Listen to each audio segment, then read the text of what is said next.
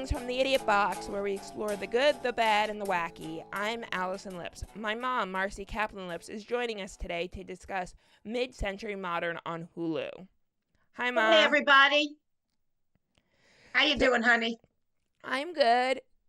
So Mid-Century Modern was released March 28th, 2025, so it's only been out about a week and a half. Yeah, about a week and a half. And it's pretty much a gay version of the Golden Girls.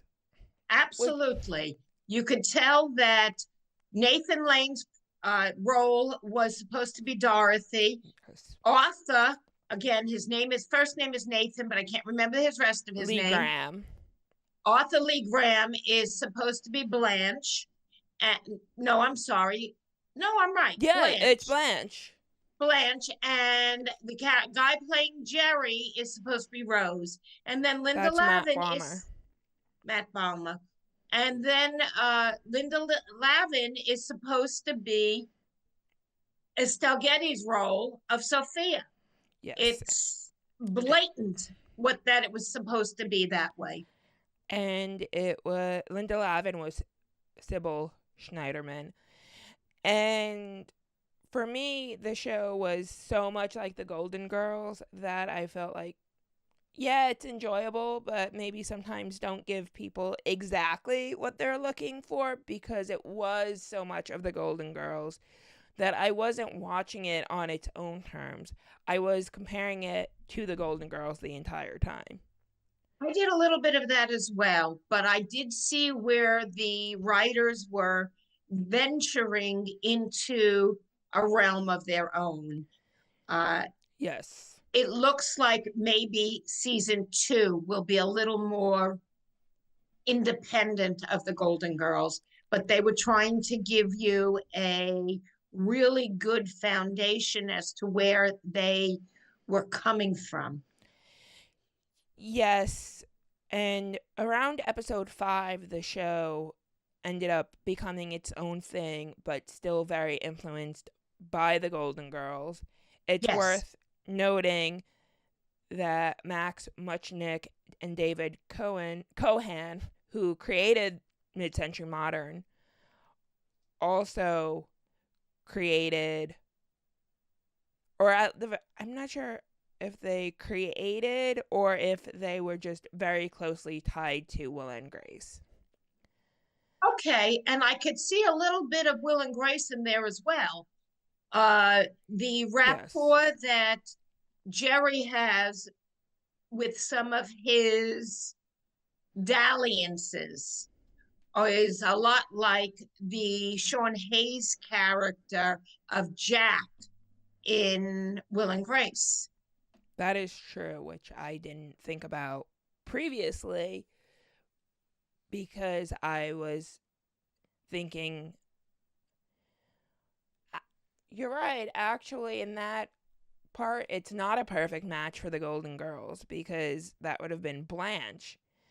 Absolutely. And also where Sean Hayes had his long-lost son come back into his life, Jerry had his long-lost daughter. Right, but Jerry was married to a woman at one point. It wasn't like Jack, who had a one-night stand. Well, they can't make it a carbon copy of it, because, rewriting the same script over and over and over again eventually is not going to fly. So they had to change it up a little bit. Right. And that also brought in Mindy, who is Nathan Lane's sister. Yeah. Mindy. But they kept bringing in Dorothy's. They kept mentioning her trans. No, he wasn't trans. He was a cross-dresser, her brother. And they brought in everybody's siblings as well. And the fact of the matter, it was also the 80s with the Golden Girls. So and the fact of the matter is, they knew Linda Lavin was very sick. Yes. So they may have been grooming us for her replacement. That is true, because they were dealing with the character Sybil's death in the 9th and 10th episode. Right. From what I have read, Linda Lavin passed away after the 7th episode, and they cut the series so that she would also be in the 8th episode. They were trying to stretch out her appearances because they loved the character. And I think they did a good job of handling the character's death. I think that's where the show found its footing. I agree. I absolutely agree. They built into the show that she died versus, oh, Ma has moved away and gone on a world cruise, never to be seen again. Here, or we sent her off to the home. Yes. Which you better not do, darling. Okay. We'll see about that. I'm sorry? We'll see about that. But they handled it very well, and they handled Bunny and Mindy's grief. Yes. True. They handled it true.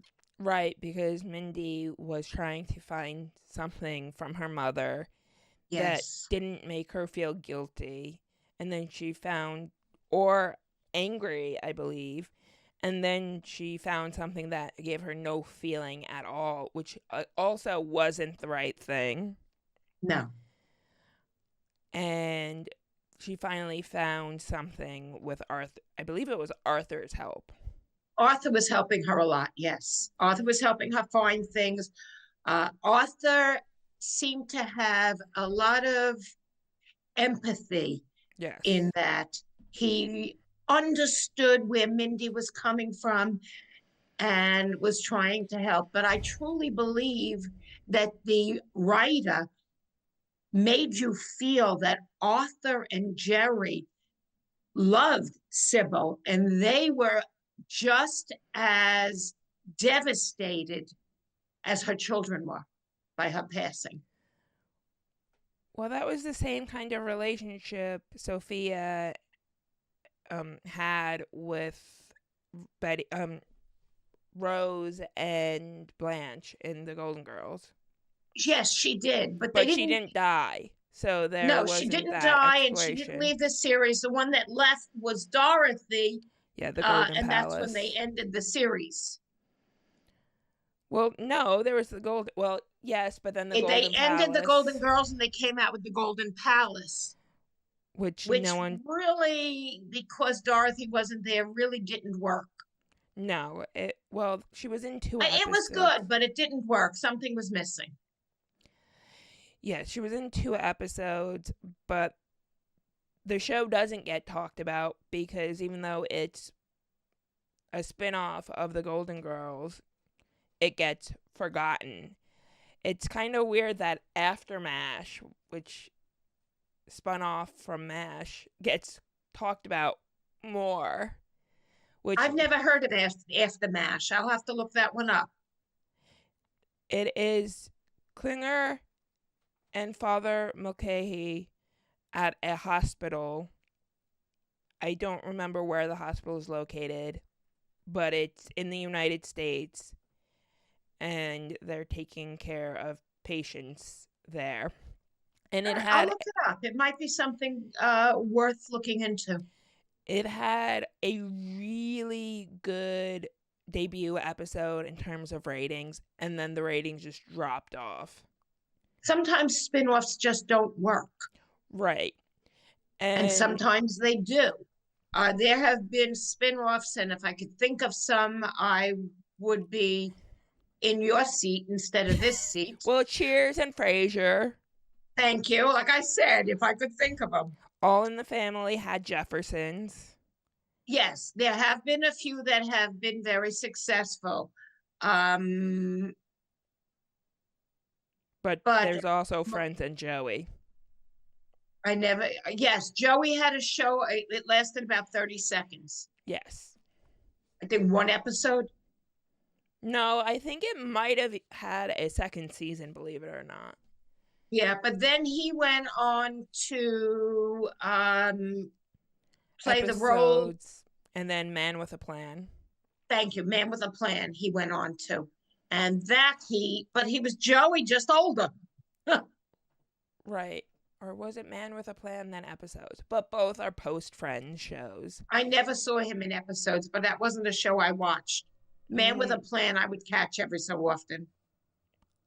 I believe that was Showtime. Well, that would explain why I didn't watch it. Right. But my concern about Mid-Century Modern is I would like to see a second season. I don't know if it's going to be commissioned for a second season. It's the economics of the streaming services. So if it doesn't meet the expectations of Disney, who owns Hulu, then it's not going to make it to a second season.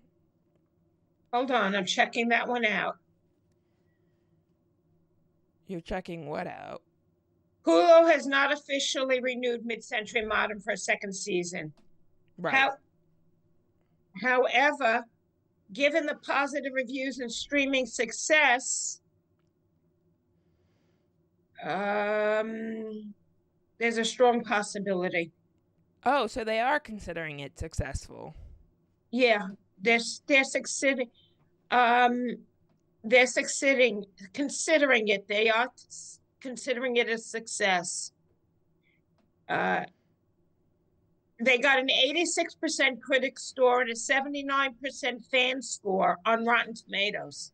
Yeah, but that doesn't mean that a lot of people are watching. That just means that those who are watching it enjoy it. Okay, well, here it says it was the 10th most watched TV show on all streaming platforms for the week of the 27th of March to April 1st. So a renewal seems likely. Okay, so it may end up being in the Fuller House camp where it's not a great show that gets talked about like Barry, or the big one right now is Severance, but it has its own audience that is loyal and keeps coming back. Yes, and what a lot of people don't know is they don't know about the show. It is not publicized as well as it should be. No. I know I was talking to the ladies that I crochet with. Yes. And they were like, I never heard of it. So I put it on for them. What did they think? And we're sitting there crocheting and they're laughing so hard, the tears were rolling down their face. Okay, that's good. Yeah, but they didn't know about it. Do they have Hulu? Did they go home and watch the rest of the series? Because I don't know. Women sitting in your house watching they know they can always come to me and watch it. I won't mind watching it again. I really enjoyed it. Okay. I'm just trying to, if they have Hulu, they can go home, watch it, and I think they may very well subscribe to it for the week, for the freebie to get to watch the show if they really like it that much. But they were laughing so hard it wasn't funny. Well, the good thing about Hulu is it has a lot of the shows from the 80s and the 90s. Yes. So if you have to choose one streaming service and you want to focus on like comfort television, that would be the one I would recommend. Agree. I agree. I mean, plenty of times that I forget to even look at the streaming services, and I have a list of shows in my phone of things that I want to watch, and I just forget. And then you and I will have one of our conversations, and I'll say, and the light bulb will go off, and I'll say, oh, yeah, I have that network. Yeah, it drives me crazy. You forget we have them when I'm the one paying for most of them. I'm not going to have that conversation on air. Well, you've got YouTube TV, and I have YouTube TV. I have Prime, which are the two most expensive ones. No, Netflix is $30 a month for us. Well, that's true because you have me added. That's true. Okay, it works out evenly. Well, right now I have student rates on things, but we have Peacock right now. We have Hulu. And we have Stars, which I subscribe to. Right, because you got it for like $25 for the year. For the year. I'm still trying to figure out what to watch on Starz because all I have is Party Down. Well, I loved Outlander. I started watching that with Ian when he came to visit, and I love it. And I had read one of the books in the series. God, I think you were in preschool. I did not realize it was a book series. Yes, it's wonderful. I watched, like I said, I read like the first book, and life gets in the way. And then I forgot about it until it became a television series. Yeah. So anyway, let's get back to what we originally decided we were going to talk about. Mid-century modern. Yes. I loved it. I thought it was great. You and I don't usually see eye to eye on what we watch. We don't usually watch the same things. No, we don't. But I think this is one that we both enjoyed. Well, we both enjoy the Golden Girls. Yes. But it's not like Star Trek or Law and Order, where those are our comfort shows, where we go to them when there's nothing else on and it's comfort shows. But I think those are because of the memories. That is true. The thing is, like, the Golden Girls is one of the few shows where I can see a million times and I'm not like, oh, this one again. I agree with you. And I'm not a person that likes reruns, but I agree with you. I agree with you on that. I could watch it a lot of the times. Sometimes when I'll lay down at night and I don't want to read, I'll put on a Golden Girls episode. Yeah. Right. Or I wake up Sunday morning to it because it's on TV Land. Yeah. And I'll watch it while eating breakfast. And I think it is so hard to talk about this show without Golden Girls. And oh, absolutely. I think that we definitely need to explore more of this world in order to get away from that comparison, because that was the starting point. Yeah. And let's talk about Arthur for a bit, because I love him. He was a writer for Vogue who fell out of favor and then ended up living with Bunny because he had no money, had to move out of New York. Bunny's like, hey, come join me. In the first episode, they all move in together. Right. And then Arthur also got himself a job in that boutique. And he becomes a, fashionista. Well, he was working at Vogue, so he's definitely But now he becomes a person that actually dresses you. He kind of reminded me of Randy from Say Yes to the Dress.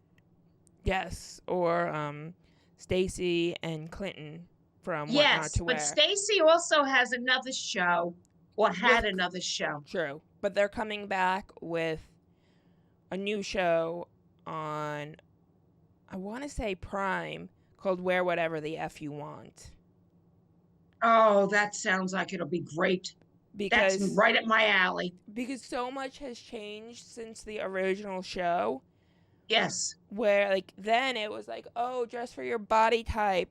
Dress so you're not an embarrassment to your family. And now it's body positivity. Yes. And, have your own personal style. So we do see people who are 50 years old dressing in all black, still wearing black lipstick because they're goth. Whereas you may not like it, but that's who they are. And we're not trying to. That's the conversations you and I always have when we go shopping. I'll say to you, am I too old to still wear this? Yeah, I get it. Right. And it sounds like a show that I would love. Yes.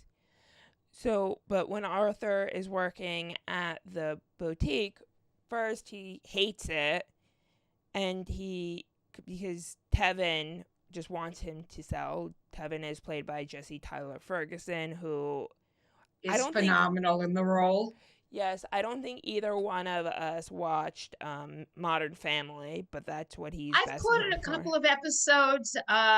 Sofia Vergara, Yeah. while I loved her as one of the judges on Idol, or no, America's Got Yeah. Talent, I'm not wild about her as an actress in a sitcom. I mean, she's kind of modern day Charo in some ways. She's a better actress than that. Well, I She mean, was, yes, but the same type of humor, and that's what her career is. that's how she got started. She played recently, Didn't oh she do God, it I in don't remember a the name of the, drama? It was like a huh? Spanish language drama on Netflix. But it was English. It wasn't Spanish. It was Oh, it about a wasn't? female, huh? It wasn't? No, Who's. it was about a female kind of mob boss, for a lack of a better word.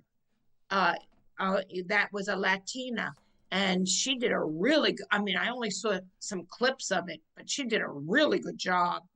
Right. It was. Yeah, it was Griselda. That's it.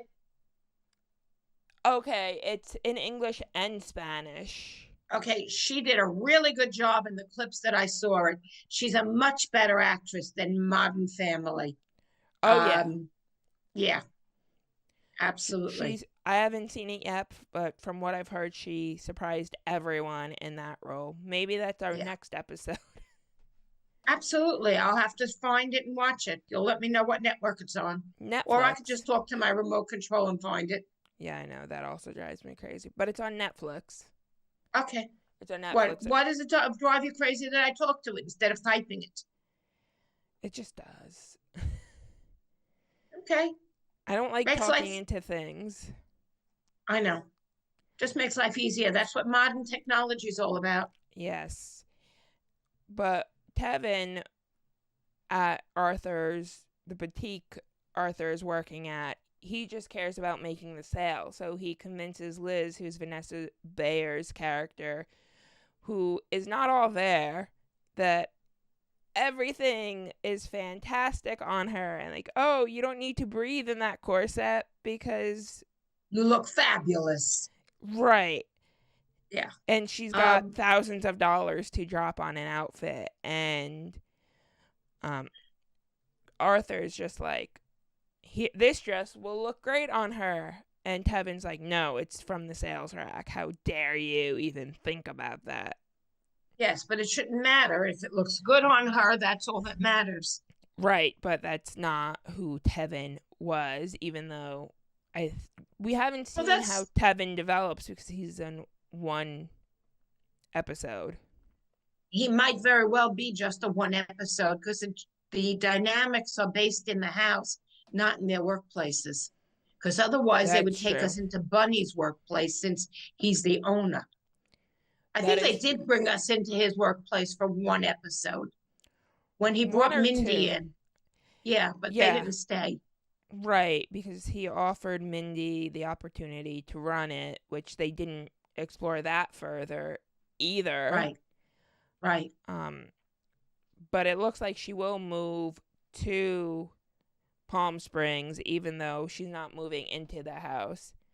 I have a feeling the last episode that she was going to move into the house. She explicitly said she wasn't.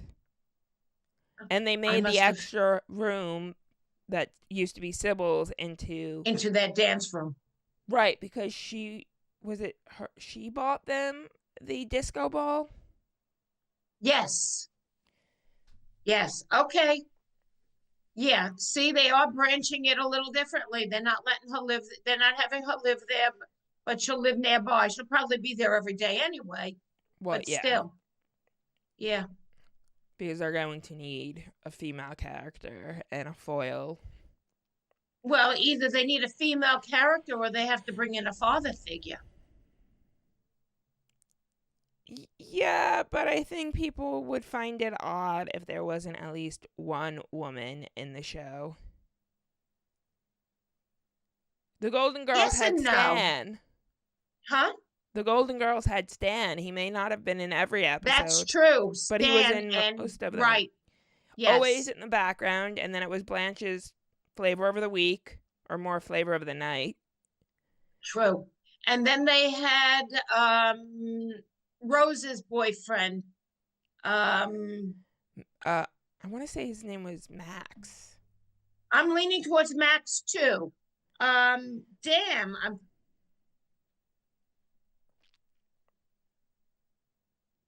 London. Was his last name London? The real actor? Hold on. Now that's gonna kill me. Okay, Max I from Golden Girls. on Golden. That's an typed wrong. Oh, Max is Sophia's former friend's widower. Oh, So, right. That's Jack Gifford. yes. No. Miles Weber, played by Harold Gould. Yes. Miles. We both have the M right. Right, and there was a Max character. Yes, Max was you're right. Sophia's second husband. The guy on the beach with the kiosk. She actually married Max. Oh yeah, you're right. Yeah, and then they decided they weren't going to live together because he didn't want to stay there. Yeah, so so they still found ways to bring men into it. True. Also, and then they married off Dorothy to Leslie Nielsen, who is Blanche's thank you. cousin. I was thinking Lee, and I'm like, no, that's not right. But I knew the Nielsen name. Yeah. Who was Blanche's uncle? Yeah. I think. Something like that. Yeah. So they're keeping the nepotism going by bringing Mindy in. Yeah. They're going to bring in... They might bring in more of the family. Find a cousin or an aunt. Families. We'll see what happens. Well, Jerry's family is not going to make... They may bring his daughter in more. Oh, right, because his daughter did make an appearance. On the airplane. So they may bring his daughter in a little bit more. We have to see if he starts to develop a relationship with her, because he has spoken about the fact that he's trying to. Right. It's going to be interesting if he eventually reveals the truth to her that he was cut out of her life and not that he walked away. Because in that scene, he decided not to tell her the truth because it would only hurt her. Right. And you know what? At this point in time, and even in her life, if he could build a relationship with her, it's irrelevant. Why hurt her and find out, and I should say have her find out that her mother lied to her? That's only going to hurt her. It's not going to serve any purpose. That is true. He may look like the bad guy in either scenario. Right. So he may just leave it alone if he could build a relationship with her without telling her that. True. And if they build a relationship, she may figure it out on her own. Absolutely. And that would be a better choice. Yes. To figure it out on her own. Yes. Yeah. And then Bunny, which I feel like Nathan Lane, I mean, it's the character, but it feels like Bunny is very over the top and overacting. That's Nathan Lane, though. Yeah. That's his style of acting. For all I know is that's his personality completely. Everything I see. He's not like that in the Birdcage. Sure he was. Very flamboyant, very over the top. Yes. Oh, wait, you're right, because Robin Williams' character was like, why you always like that? Yeah, that's Nathan Lane's style of acting. Yeah. And he's staying true to his roots, so to speak. Well, he is from Broadway and musicals, and that's very over the top. Yes. Style. But it has to be, because it's live and it's on stage. So it has to be. Right, you're playing to the rafters, audience, the people in the back. Exactly. But no, I loved it. I think Nathan Lane did a great job. I just want them to explain why his mother named him Bunny. I looked it up. It's not a Hebrew name. I looked it up afterwards. Oh, right, because the characters are Jewish. Right. I thought maybe it was Bunny a Hebrew nickname. Sybil, yeah. And I mean, Mindy and Sybil, Bunny. Bunny's if anything, it would be a girl's nickname. That's what I was thinking too, and that's his given name. It's not short for anything. And that's why I said I looked it up. It's not a Hebrew name. But now that I think about it, there's also elements of the nanny in here because Sybil and Bunny are very Jewish. It comes up in every episode. Yes, and that would be Fran and Sylvia. When I think, huh? Sylvia. And Yetta. Yes. And Yetta, yes. I think more Fran and Yetta than Sylvia. More Sylvia and Yetta than Fran. Yes. More Sylvia and Yetta than Fran. Yes. Yeah, now that I'm thinking more about it, the show actually picks up elements of several different shows that are all considered classics, which may be why it's new but feels nostalgic and feels like we've seen this before, except now it has gay men, and it's a show that couldn't have been made in the 80s or even the 90s because Will and Grace was so groundbreaking, and it was a very different show in terms of the content it covered. Because when it first came out, yes. But then they had the for lack of a better word, the relaunch later on, and it was in a reboot. The reboot, thank you. And it was in a different time period. So they were able to deal with different areas. It became more explicit that Jack has a new man every night.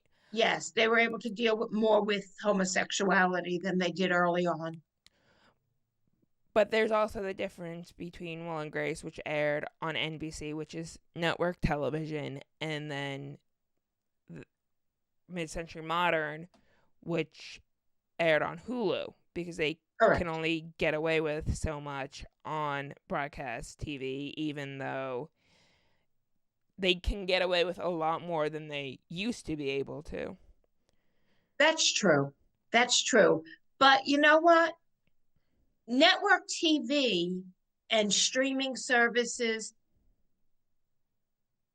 everybody has access to all of this now. So I truly believe that eventually they're going to become equal as far as subject matter and what they can show.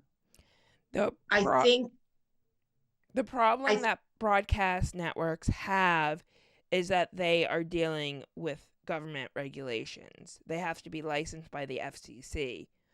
Whereas HBO and streaming services, they can show whatever they want. I mean, there's a lot of cursing in this show and people giving each other the finger, which would not fly on network television. HBO could show it all at once. Yeah, that's true. On network television, if they put it on there, they have to bleep it. You're right. Right. Which now they do. There's a lot more swearing that is censored. And they also have, we're talking about this and it's making me laugh because they showed Nathan Lane in bed with his male lover, and it's bringing back flashbacks of Lucy and Ricky in two separate beds. Why? The way television has evolved. Oh, okay. Yes. Well, I've already seen on soap operas where they show scenes of two men in bed together, and I'm like, they're now showing this at 3 p.m.? Okay. Yeah. Wow. Television has evolved. But they're showing it at 3 p.m. and they're alluding to it. They're not showing the nudity and that things like that. Well, just they're like under a blanket, Just like they'll show a man and a woman in bed and allude to it, but they won't actually show the act. Right. Which they didn't do in mid-century modern either. No, they just alluded to it. But unlike the Golden Girls, mid-century modern, I don't think you can watch with children. And not because it has a gay cast, just because it is much more open with the swearing and the... Well, on the Golden Girls, you dealt with mostly innuendos. And if a little one was watching it, they didn't understand the innuendos. On mid-century modern, they pretty much came out and said it. Well, yeah, they point blank said that in one they had the Congresswoman, who was basically a fictional version of Marjorie Taylor Greene, yes, who was pegging Jerry. Yeah. Which it's like, exactly.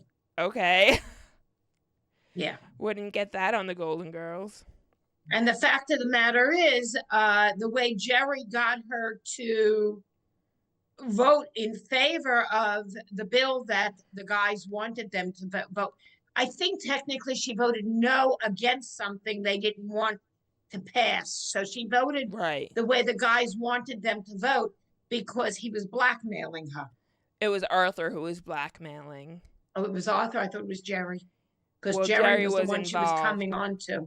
But it was a photo of Jerry and her, but it was Arthur who sent it. Yeah.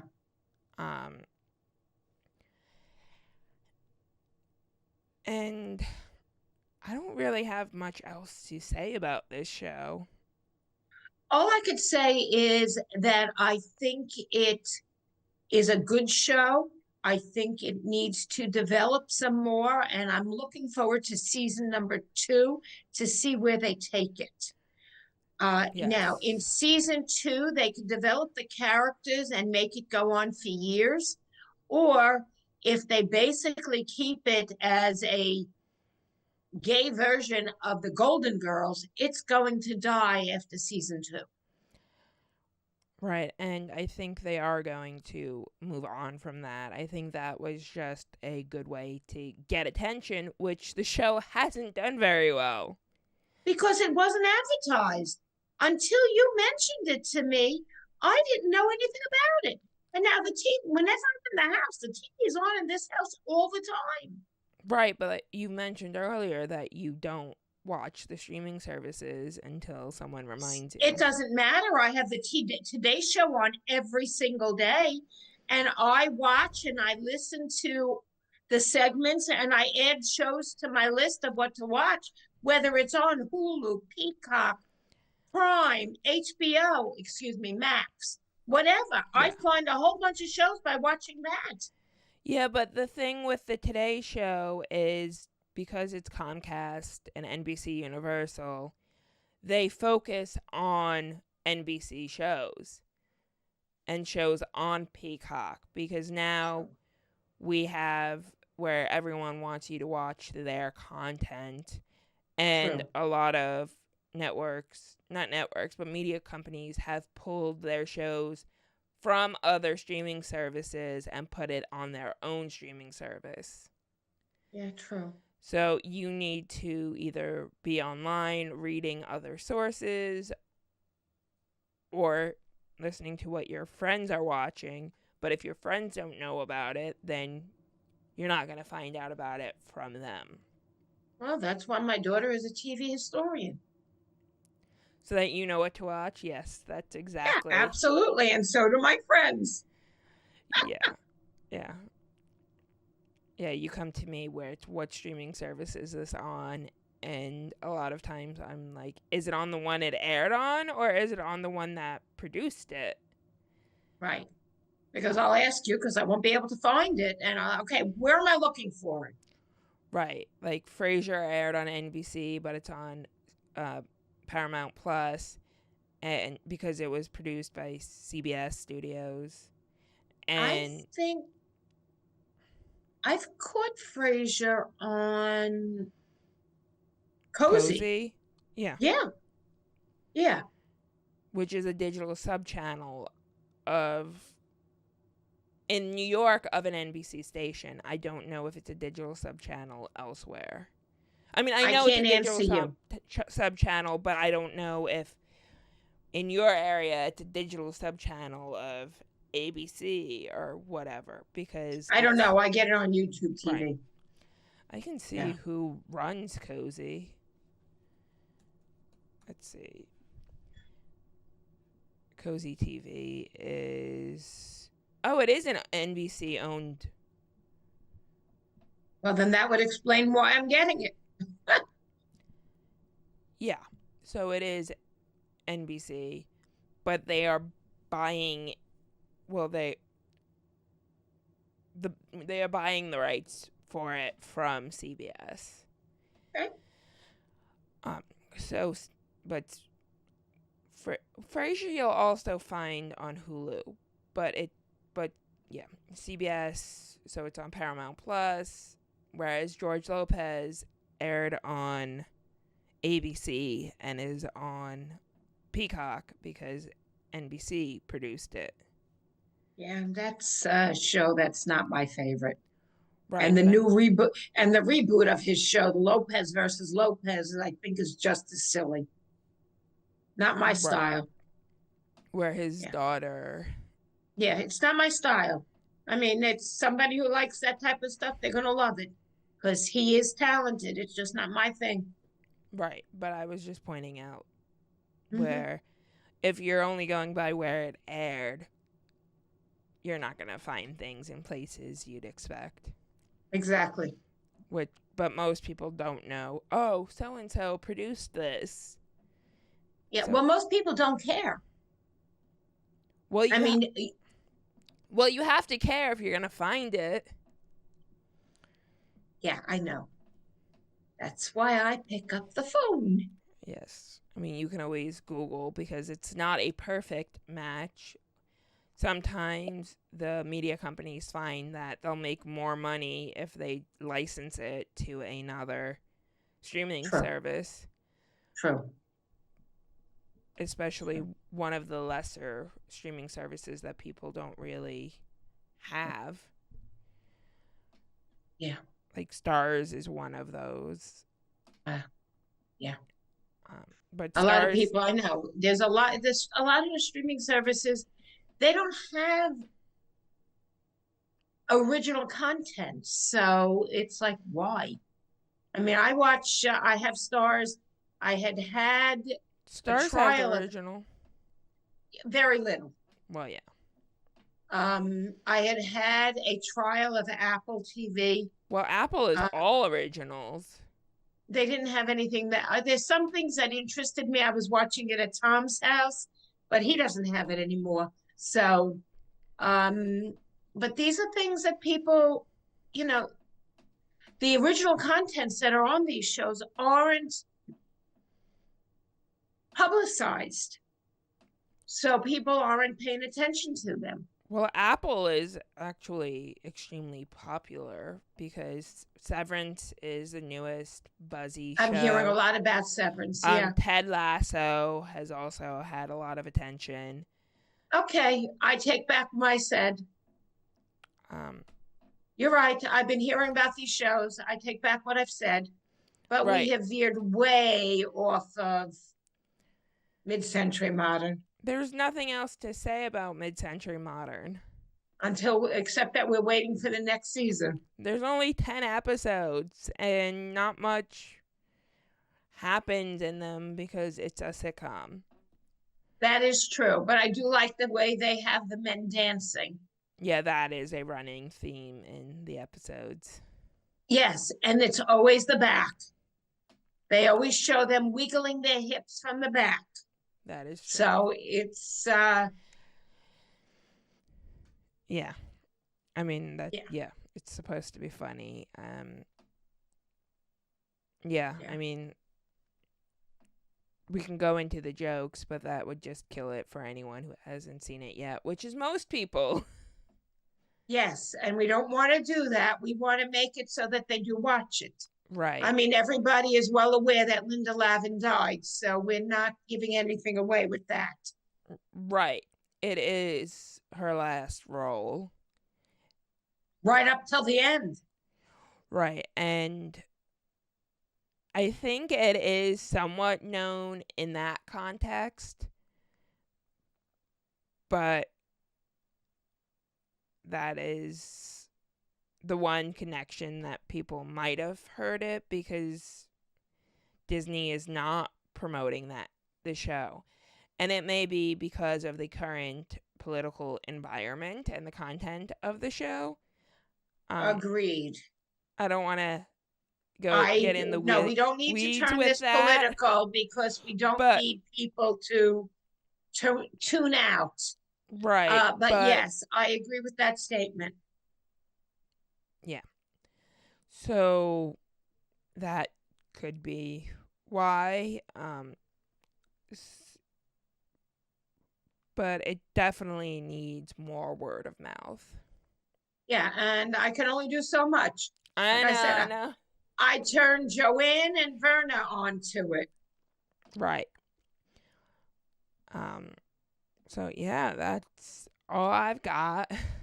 Is there anything else? I have nothing more, but I will be glad to pop in again if you need me. You and I talk so much about television, we might as well do it on the podcast. Right. So I'm going to close this out.